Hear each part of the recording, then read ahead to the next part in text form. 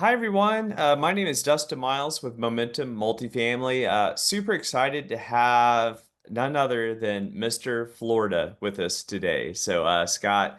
Scott, if you could, would love to hear more about you. If you could introduce yourself, and then we'll go from there.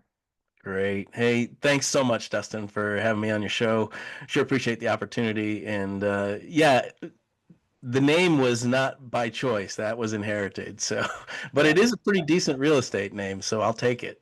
Yeah. So, yeah, our family, it's we have a large family, so it's my wife and I, and at this point in our history, we've got 8 kids and we've got 8 grandkids, and so the family has just kind of blossomed and grown. And really, when we first got into real estate, it was at the beginning of my career as a pastor. And so that was back in the 90s. My wife and I had moved to this new church, and we were trying to figure out how do we find a home, for her and I and our, little family at the time, which was the 2 boys.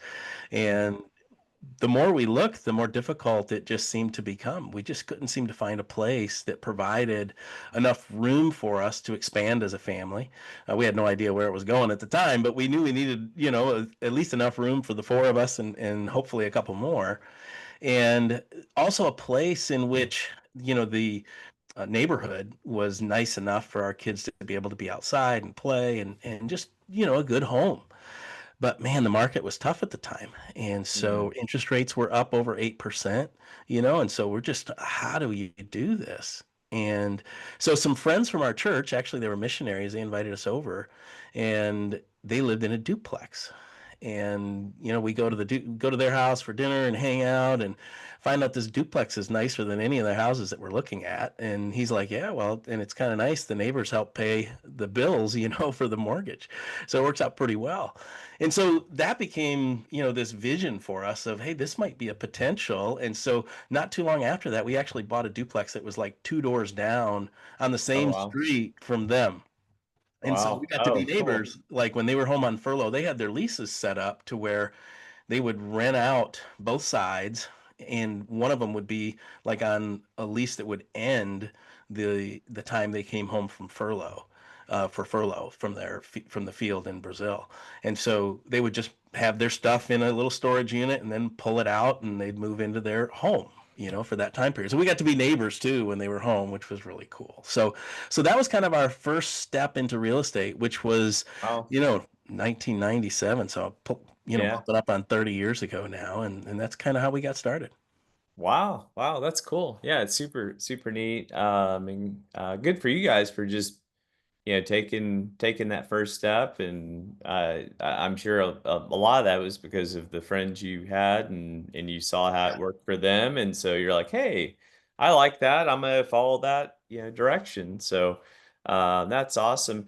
And kind of that first kind of first foray into real estate. And then did you guys, what does it look like? Did you do other single family, or what did it look like from there for you guys? Yeah, that's a great question. I One of the one of the things that came out of that first experience, was, and maybe you've heard this phrase, but everything is figure outable, Mhm. and what I've found over the years is you become figure out able. Like you become a person who can figure things out the more you face those challenges and those difficulties. And so here we were with kind of a growing family. We had bought our first duplex, and so we're realizing, hey, this can actually work. And to be honest, I really didn't understand it all, but Mhm. I understood enough to know that if the income covers the mortgage and a little extra, well, then you've got something that could be a winner. And Yeah. so, in short order, we moved. Like that was just about 2, 3 years later. We actually moved into another duplex. We brought partners in, which were actually my parents, and so they covered the down payment. And then we moved in and lived there and got the good price for being, owner occupied. And Yep. that was our second duplex. And so we lived in that one for our 2 year plan on that one, which was because it was a 2 bedroom duplex. We actually moved from a 3 bedroom to a 2 bedroom. with four kids Oh, and wow. added a fifth while we lived there. It came to the point in that 2 year plan became a 7 year plan because we weren't as good at it as we thought we were. But when your kid starts asking for a door for Christmas, hey, it's probably time to find something different. And so that became Yeah. the moment for us of like, okay, how do we move forward? Again, how do you figure this out? And then an opportunity came up where we could rent a place really inexpensively.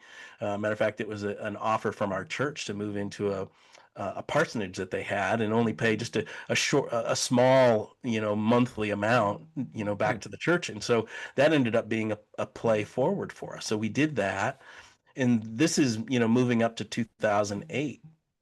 And so get to 2009 and we're looking for a house, and there's some good ones on the market. And so we end up buying a house in a super nice neighborhood. It's got 5 bedrooms, Oh, and wow. it just became this, it's a good fit for us. So we moved Yeah. in, and of course, she got 5 bedrooms. At that time, we've only got 6 kids.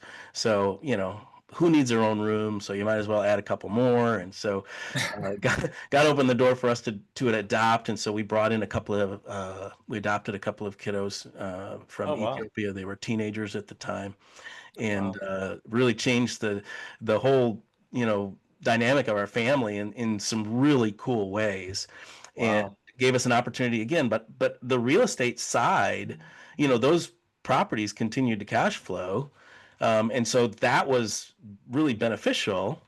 Except when they moved in and we brought them home, I began to realize, because they came to us as teenagers. So we only had like 4 years where I felt like I could truly be their dad and be present with them. Right. And Right. so we had a decision to make about, okay, how do we spend these next 4 years? And I really didn't feel like it was best for us to be actively managing, because by that time we were managing our two duplexes Uh-huh. plus my missionary friend's duplex. So we had Oh, 6 units. yeah. We had, 12 toilets. You had, all the things that you're Yeah. dealing Yeah. Yeah. with, right? With that type of structure. And I'm feeling this pull to be home, and to be a dad, Mm. because my Yeah. kiddos that I just added, I've only got 4 years with them, and they've spent years without parents. And so it just became this, okay, how do we make this again? How do you figure this out? How do you how do you make a path forward? And that was the moment where we actually hired a property manager, which was a game changer for us. Like that's this. How do you scale if you're Right. doing all the management? You have Yeah. to find that moment. Well, for us, it wasn't necessarily intentional. It was another impetus that drove us to solve this problem. Which the problem was, I needed more time with my Right. family. Right. And Yeah. so we hired a property manager, and it was a game changer. Our property manager was just outstanding, did an incredible job, Awesome. That's and great. brought up the rents. So the rents increased, Hmm. but there was a problem. And the problem was deferred maintenance.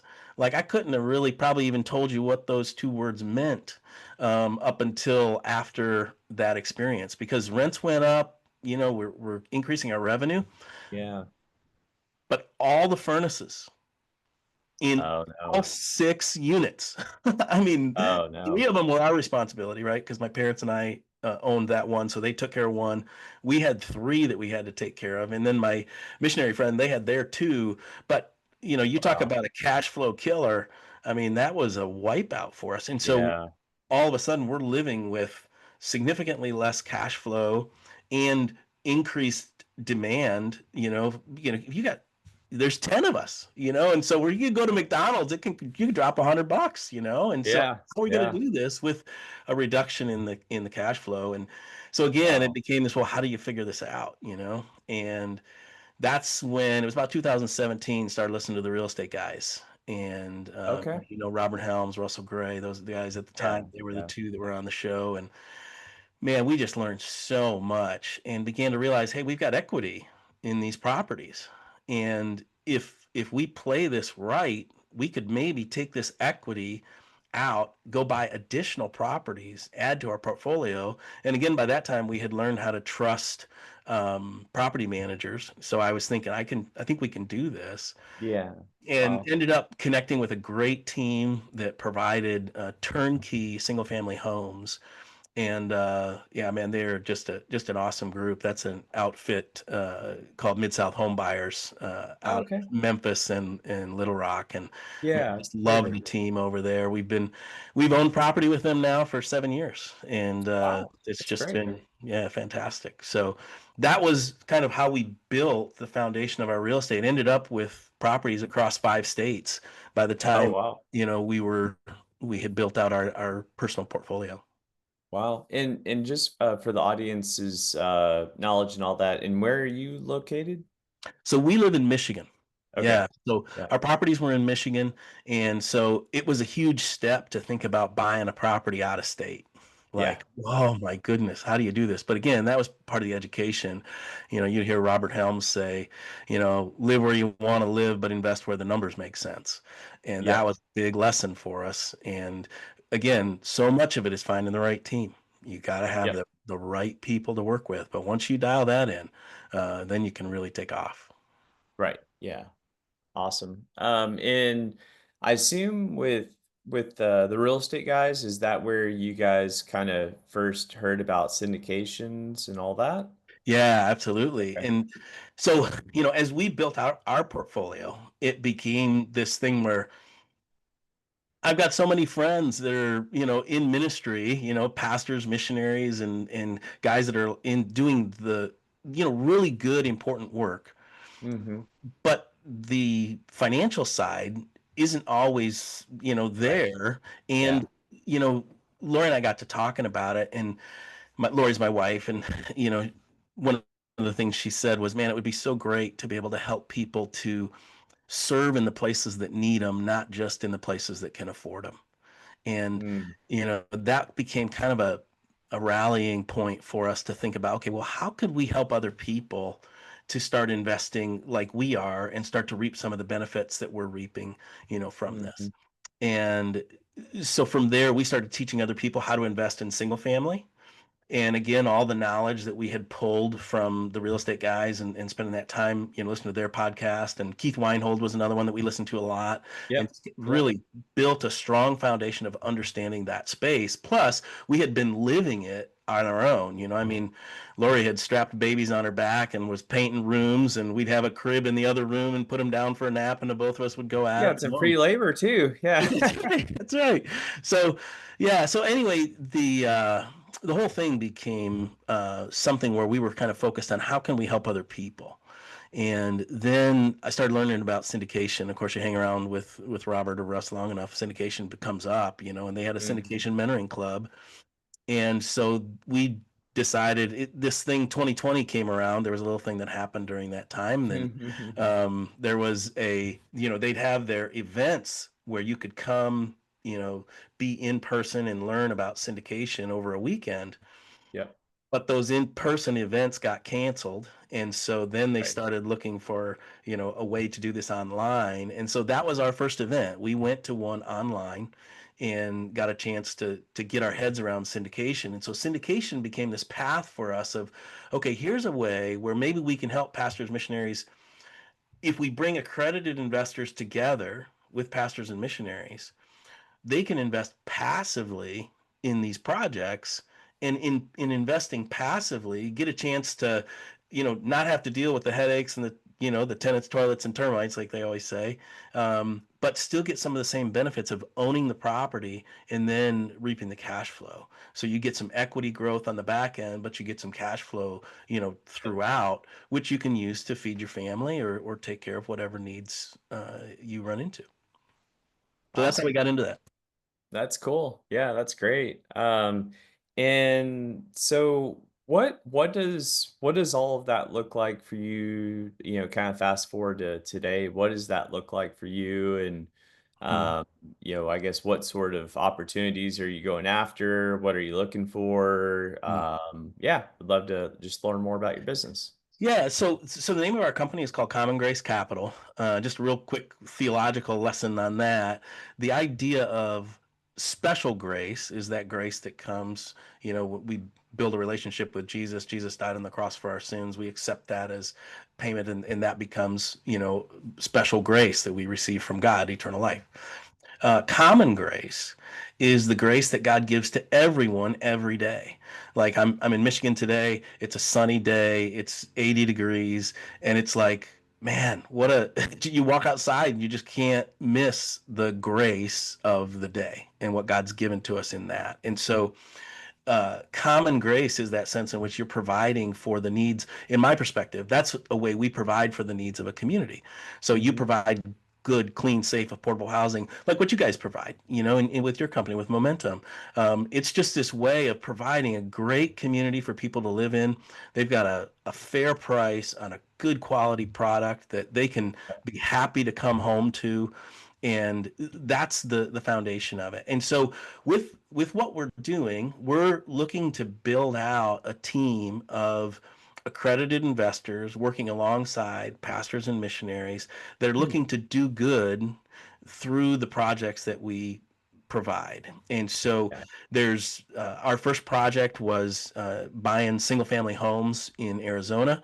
That project's doing great, coming along really well. We've got a couple of projects that are ongoing right now. We're doing a development project in Austin, Texas. Mm. We're building single family homes there in the city. We're using modular construction to do that. So we're coming in at maybe two-thirds of the price as far as the cost to develop those homes because we're building them Yeah. in a factory, and they're in the city, so they're really nice, good quality homes, and helping to provide opportunity for people in the city to have a good quality home at a fair price. And so that's one option right now. That's a 14% preferred return for a 50K investor and a 17.5% on 100K, and we have a 500K tier on that one as well. But then the other project that I'm super excited about, and this was one I wasn't necessarily thinking was going to be a priority this year, but it presented itself, and that's an oil and gas project that we're working on with Mm. Aspen Funds out of Kansas City. Bob and Ben Frazier. They just finished releasing a book. Actually, it came out yesterday. It's called Invest Like a Billionaire. And they've built an investment company that's really designed to help people to do just that, to invest like a billionaire. There's the stock side of things, but then there's also the alternative asset side, like what Right. you and I do, Right. where you can help people to get into real assets. And so oil and gas when you look at the demand for energy that's coming over the next few years, it's likely going to be significant. Oil has been underdeveloped due to ESG standards, where a lot of institutional and family office capital has gone out of that space. So oil has its own demand, but then you add, and growing population, need for growing GDP, because we have national debt. So the energy space has to grow to accommodate some of that. But you add the AI story, which, an AI search takes 10 times the energy that a Google search takes. That portends for a good draw for natural gas. And so we're expecting to see good growth in that space as well. And with the current environment politically in the world, the natural gas liquids that can be exported are growing in demand as well. The natural gas liquids exportation has increased pretty significantly over the last 2-3 years in particular, and is expected to grow. And so Mm. our project allows people to invest across hundreds of wells with all three of those assets available. I mean, our team even has insurance hedge against a drop in oil prices. So it's a very de-risked way to step into the oil and gas space. And so that's what our current offerings are. Both of those are for accredited investors. But again, you know, I'm sure your audience is familiar with this, but there's the 506C, which is for accredited investors that you can advertise, and the 506Bs, which are, again, that's really where our space is, where we're headed. But we really had to grow our accredited investor base in order to build it out. And so now we're about equal with our list. Okay, We've got good. accredited investors and non-accredited investors about equal size on our list. And so we're ready to move into our next phase, which is really starting to offer those 506Bs. And we've got some great opportunities that we anticipate coming forward here in the next few months. And you guys know, I'm sure your audience knows how that works. You got to be in relationship. And that's how that Yeah, all starts. And so, yeah. if there was a way that we would be of value or of help, to your audience, you can just reach out to us, Scott at commongracecapital.com, or you can go to our website, commongracecapital.com, and find out all of our information there. Awesome. Yeah, no, that sounds great. I guess I was, yeah, just kind of curious, what, I guess, is there, what drew you to some of these projects that you're Mm. involved in? Obviously, sounds like they all sound like good opportunities, but is there anything in particular that kind of drew you to these projects? Yeah, that's a great question. So, when we decided to go full Mm. bore into, okay, Common Grace Capital is going to be something we're going to put our time and energy into, and we're going to try to grow it out and build it in such a way that it can continue to provide long term for pastors and missionaries and others that need to kind of grow their net worth and their cash flow.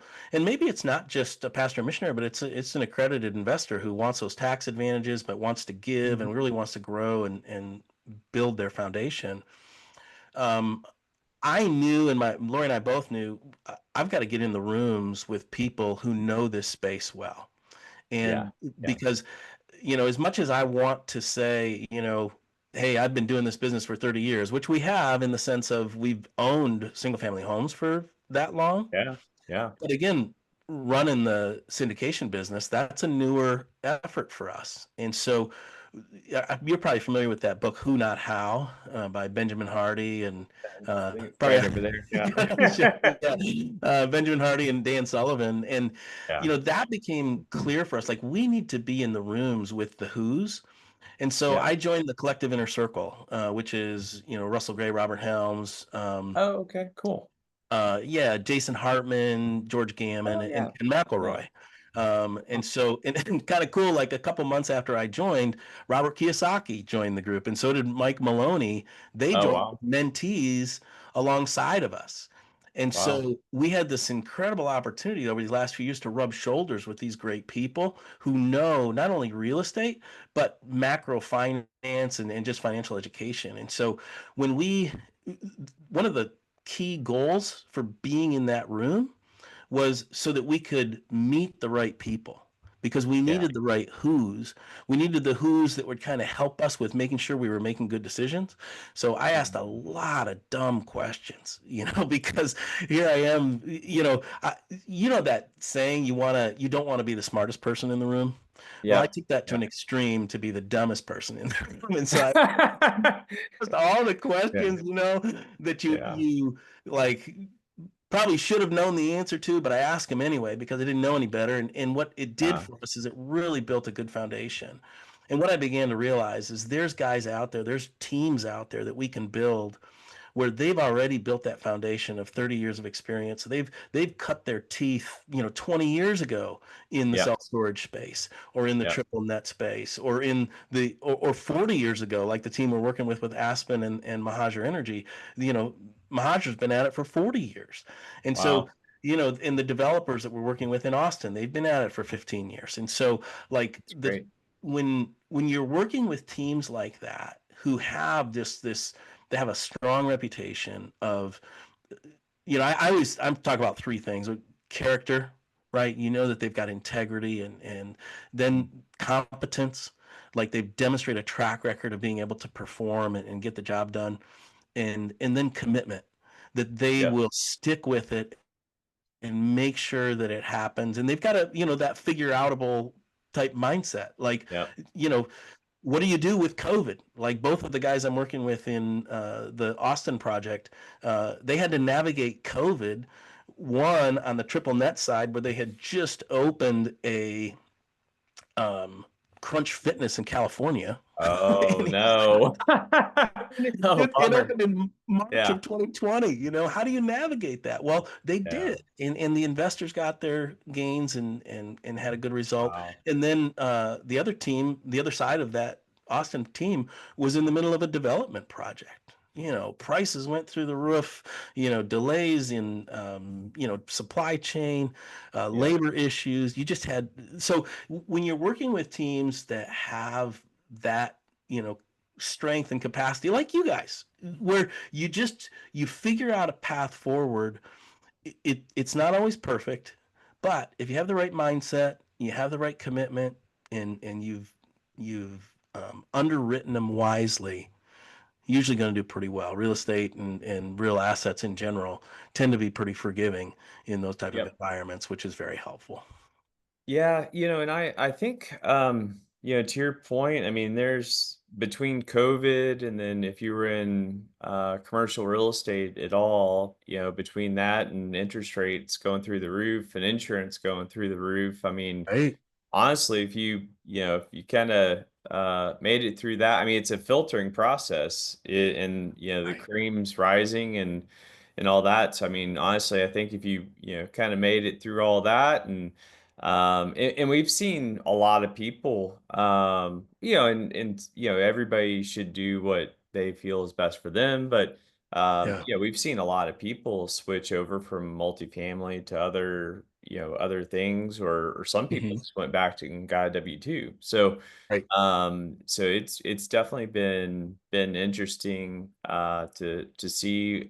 Kind of our philosophy has been because we've had during COVID and during interest rates going up, people are like, I'm gonna sell on the sidelines and I'm gonna wait. But like, I mean, it's kind of like, I don't know if this analogy is gonna be great, but work with me here.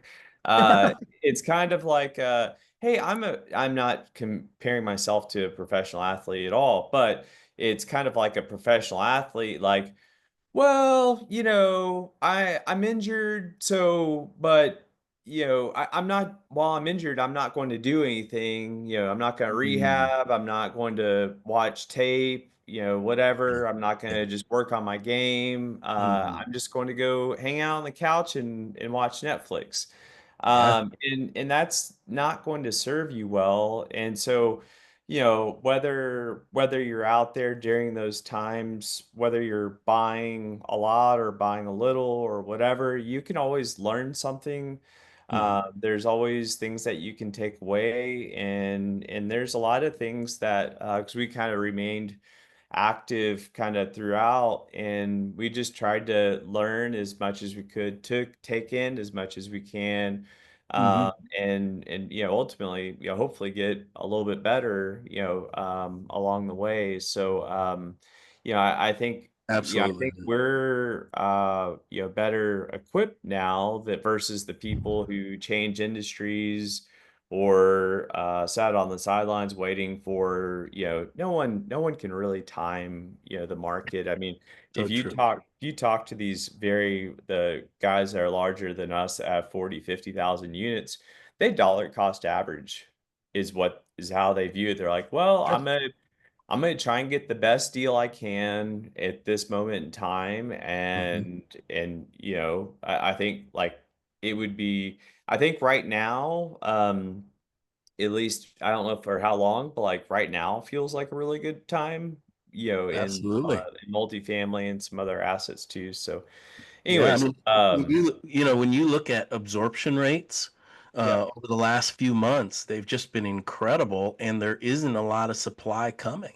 And so, yep, as far as new supply, and yeah, so, yeah, I yeah, agree 100%. I think multifamily is a fantastic, position to be in right now, and a great opportunity for investment. And like you said too, when you are thinking the long game and hmm, you're deciding, does this deal work right now? If it works now and you get 6 months down the road and rates increase, well, now hmm, you're happy that you've locked in that rate and you're in good place.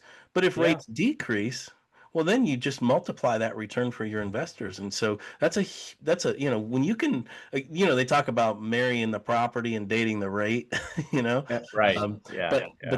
that's a key part of, what you guys are doing there. And I think it portends to just good business. Does this deal work now? If it works now, with the way inflation works, and I Russell Gray taught me this, but I always carry around two quarters. One's from 76 and one's from 1964, and the Hmm. 64 is 90% silver. So even though they're just a few years apart in the minting, the Uh-huh. 64 would have bought you a gallon of gas, at that time, and Oh, it'll wow. it'll actually buy you more than a gallon of gas today. Your silver has just been making a run, but it's a Wow. real asset. And Yeah. so as an investor in real estate, the realness of it causes it to grow over time just Mm. because of inflation. Yeah. You add to that, a growing population and a increased demand in, a city or a community, and a good location, and you've got supply demand working for you as well as inflation, and really Yeah. sets you up to be, in really good shape going forward. So Yeah. Absolutely. Well, great. Well, yeah, really appreciate your time today. Could you, do you want to give people again your email, website, whatever sure. the best way to get in contact with you? Yeah, absolutely. So, our email address is commongracecapital.com, real simple. And you can email me at scott@commongracecapital.com.